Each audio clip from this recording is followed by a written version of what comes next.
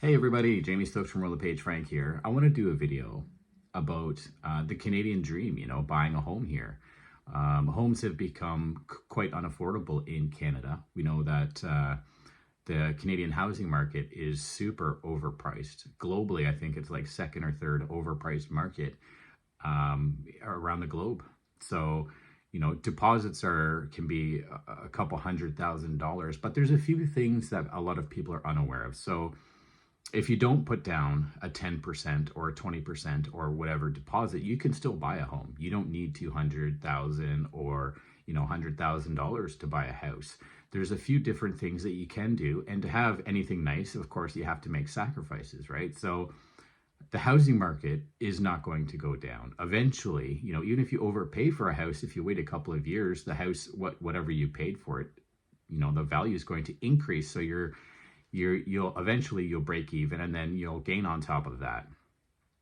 But you don't need a huge deposit to buy a house. I've seen people buy a house, depending on the area, you can buy a house with, 10%, 5%, or you can just put down, $30,000, $20,000. I've seen houses sold for $20,000. I've been doing real estate for about 9 years now.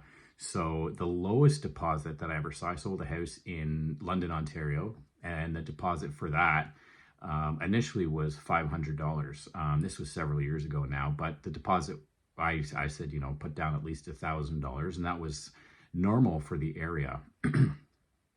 I don't practice a lot of real estate in London, so I'm sure things have changed now. It's been several years since that was the case.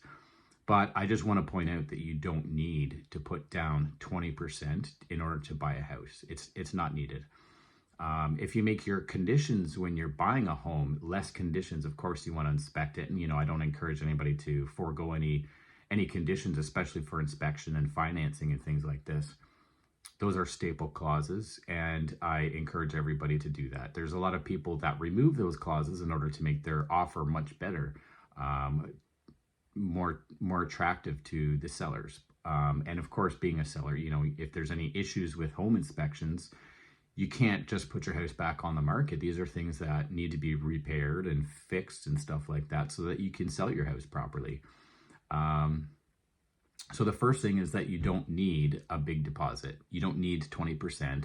So if you don't put down a 20% deposit, if you put down a less deposit, you're going to have to pay a little bit more in your monthly fees because you're going to need mortgage insurance and stuff like this. But you don't need 20% down in order to buy a house. I mean, the average house now in Canada is it's got to be $600,000 to $800,000, and that's a hefty deposit for a lot of people if you put down 20%. You buy, I would say a lot of the houses that I deal with are about $1 million, and these houses, 20% of $1 million is $200,000. So not many people have $200,000 sitting around in their account just waiting to put it down to buy a house. So you don't need a huge deposit. It depends on the seller. A lot of people are unaware, but there's so many different things that you can do to buy a house. There's so many different little things that you can do. Now, if it's in a fancy area, most sellers just want to get the cash for their house and, be done with it. Of course, they're moving on to another part of their life. And a lot of the time when they're selling their current home, they're buying another one. So they need that money in order to buy their next house. They might be downsizing, they might be upsizing, depending on where the market is and what's going on in the market. However, you don't need 20% down. You can buy, it's up to the seller, what they accept as an offer, and anything goes. I sold houses where the highest offer wasn't taken, and it does make a lot of people angry, but sometimes you run across people who, in this case, my seller came home a little bit early, and the buyer's agents and the buyers were in her driveway discussing the home, I guess, and she came home and she met them, and she said, they had a little kid, nice young couple, and she said that she wanted them to have the house, and they did. They didn't have the highest offer, but she took their offer because she liked them. She talked to them and she wanted to make sure that they had the house. And I got heat from other agents and stuff like that about it. But when it comes to real estate transactions, what the seller wants to do. It's their home. They can sell it for $1 if they want to. They can sell it for $1 million if they want to, and they can pick and choose whoever they want to sell it to. So there's a few things. We've had crazy markets, and the interest rates were low for a while, so people were taking out money and putting down big deposits and agreeing to pay large sums of money for their mortgage every month. Now that things have changed and the interest rate's gone up, people are struggling and they're a little bit panicked. But there's something that was used a while ago. It's probably used the odd time. I never really see it, but there's such a thing as vendor take back mortgages, and I'm not a mortgage agent, so you can do a vendor take back mortgage. Basically, the owner holds part of the mortgage on the home, and that way you don't have to borrow the full amount from the bank. So it may help you qualify. If you only qualify for $600,000, you want to buy an $800,000 house. If they hold $200,000 until you pay them back, you can do additional monthly payments or whatever. And you can negotiate, the interest rates and what the monthly payments are, things like this. So that's one option. Deposit doesn't need to be huge, doesn't need to be 20%. The vendor take back mortgage is another thing that you can use. But like I said, typically sellers are going to go with an offer that has the least amount of conditions, and where they're just going to outright sell their house and get the cash for it and move on with their lives. And I don't blame them for that. But sometimes, like I said, you do have people who aren't looking for the most amount of money, and they're looking to just sell their house and move on. And they might like you or your family or whatever the case may be. It's up to their discretion who they want to sell their house to. It's their property. They can do what they like with it.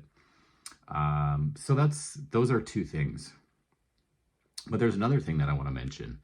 And we've seen this in the news the past couple of years, where two families or two couples will go together and qualify to buy a house. This is mainly in the Toronto area that I've seen, but it's not common. But in order to have nice things, sometimes you have to make sacrifices. And yeah, you can lose friendships and things like that. And it's probably not going to be easy, everybody living in one house. But in order to get into the housing market, the prices aren't going to come down.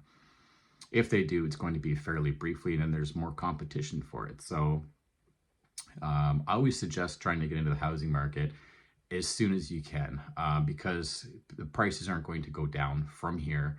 They're just going to continue to climb.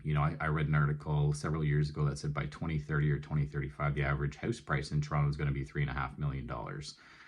So if you think payments and deposits are bad now, wait until that happens, right? So like I said, even if you overpay for a house, eventually the value of that house is going to grow to what you've paid for it. So you're not really as long as you hang on to it, you're not really losing any money over time, as long as you can keep up to the payments.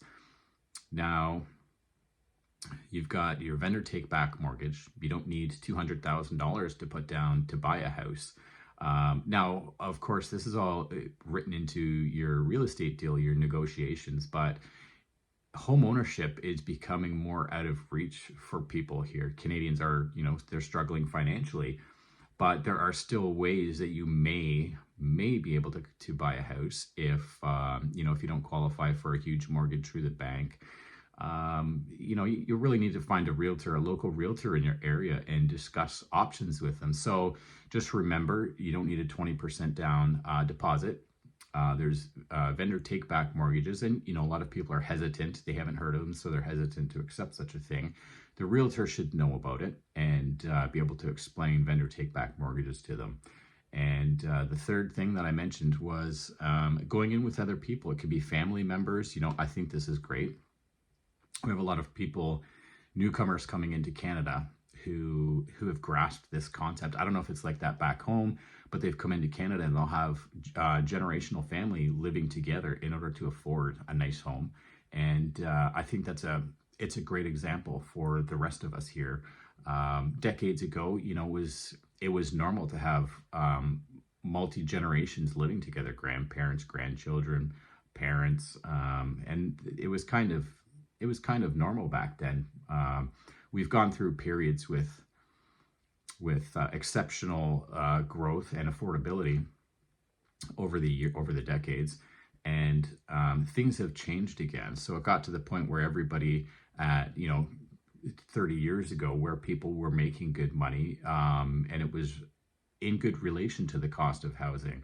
Of course, that's changed now. You know, if you look at graphs and stuff, the wages have gone like this and the house prices have gone like this. So, you know, it's not relative anymore. You have a lot of people saying, well, back in my day, we had 20% mortgage rates and stuff like that. And, you know, that was the case, but, you know, the mortgages were much lower. So the payments they didn't go up as significant as what they do now. I mean, we've seen people who've had their mortgages doubled. There's some banks I've heard that will allow you to do interest-only payments. I think it's maybe RBC or something like this, but talk to a mortgage broker and ask them because they would know better than I do. I just deal with real estate. If my clients have any questions and I don't legitimately know, I stay in my lane, first of all, for legal reasons, but I don't want to give any bad advice to anybody out there. So reach out to a mortgage agent and ask them, you know, questions about these types of things. If you're selling one house and, you know, you want to move up, you can do bridge financing, things like this. But there's a lot of options out there when it comes to buying a house. You don't need 20% down, and, you know, you don't need to live in the downtown core and buy a $5 million house, you know, just to get into the housing market. It's better sooner than later, believe me. So get in as soon as you can, and, you know, don't try and buy something that's outside your budget. I think a lot of people have learned that over the past couple of years. There's been crazy lawsuits where people have lost hundreds of thousands of dollars because, you know, the market shifted and they didn't close on their real estate contract. And it is a legally binding contract. You know, if the market changes from one day to the next, you buy a house, you know, on the Tuesday, and by Friday the housing market's gone down, you know, 10% or something like that, and there's, you know, $50,000 or $100,000 difference, and you only put $20,000 down, you're going to end up going to court and getting sued over that, more than likely. So follow your real estate contracts that you have. If the market changes from what you paid for the house and you think that you're losing money, I assure you that it's going to cost you a lot more if you don't close, because, you know, you're going to get sued for the difference plus court costs and all the rest of this stuff. But at the same time, you're going to have nothing to show for it, and you're going to probably lose, you know, up to hundreds of thousands of dollars. I think the highest that I saw was around $900,000. So imagine not closing on your real estate transaction and having to pay $900,000 and getting absolutely nothing for it. And then you know, that really impacts somebody's life. But it's not the seller's fault and it's not the buyer's fault. It's neither of their fault if the market shifts. But as I said, over time, close on it, and then, you know, find the funds, borrow it, whatever you have to do, but close on it. And eventually the value of the home, whatever you paid for it, it will catch up to, you know, what you overpaid at the time. And a lot of people get angry and blame realtors for house prices, but it's supply and demand. You know, we're very short on housing. It's no surprise to anybody. And it has nothing to do with realtor commissions. I've mentioned this before, that we're legally obligated to follow our clients' lawful instructions. And our job basically is to advertise their property as best we can and get the highest amount of money for it. And if you're a home seller, obviously that's what you're going to want to do. There are exceptional cases, but typically that is the case. And I don't blame anybody for wanting the best for themselves. And, you know, they invested into that property for years or whatever the case may be. So I don't blame buyers. I don't blame sellers. It's just the way that the housing market is.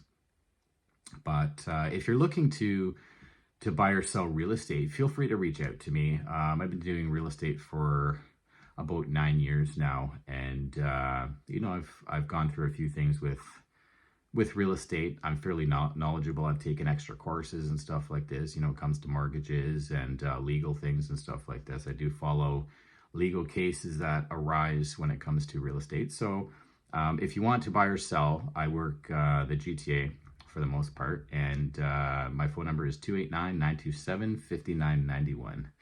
Take care for now.